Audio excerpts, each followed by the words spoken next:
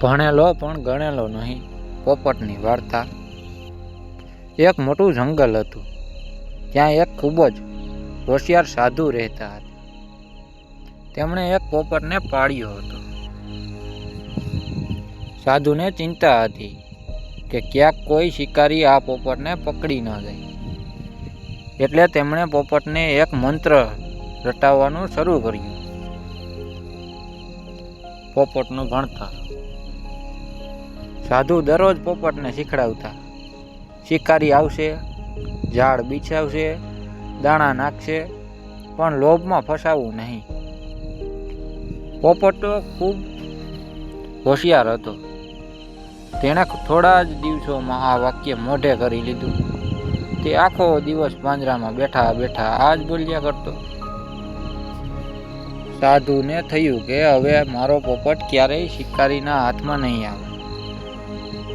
પોપટનું જંગલમાં જવું. એક દિવસ સાધુ બહાર ગયા હતા. ત્યારે પોપટ પાંજરામાંથી બહાર નીકળી ગયો. જંગલમાં ઉડવા લાગ્યો. તે ઉડતા ઉડતા પણ મોટે મોટેથી બોલતો હતો, શિકારી આવશે, ઝાડ બિછાવશે, દાણા નાખશે, પણ લોભમાં ફસાવવું નહીં. શિકારીની કરામત.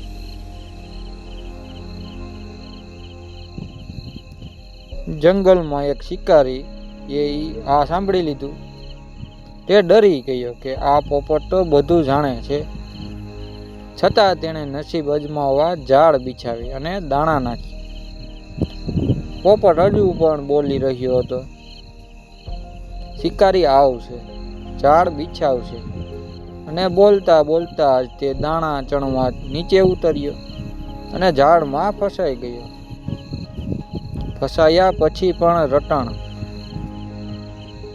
શિકારી જ્યારે ઝાડ લેવા આવ્યો ત્યારે તેણે જોયું કે પોપટ ઝાડમાં ફસાયેલો છે.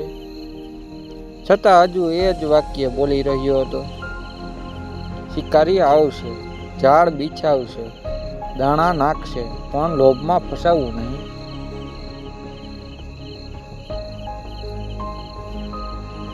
શિકારી તો હસવા લાગ્યો અને બોલ્યો, અરે મૂર્ખ, તું જે બોલે છે એ સમજતો નથી, ખાલી રટે જ છે. આ વાર્તાનો બોધ. માત્ર ગોખેલું જ્ઞાન કામ નથી આવતું. તેને સમજવું અને જીવનમાં ઉતારવું એ જરૂરી છે. આવી જ વાર્તાઓ સાંભળવા માટે ચેનલને સબસ્ક્રાઇબ કરી દેજો.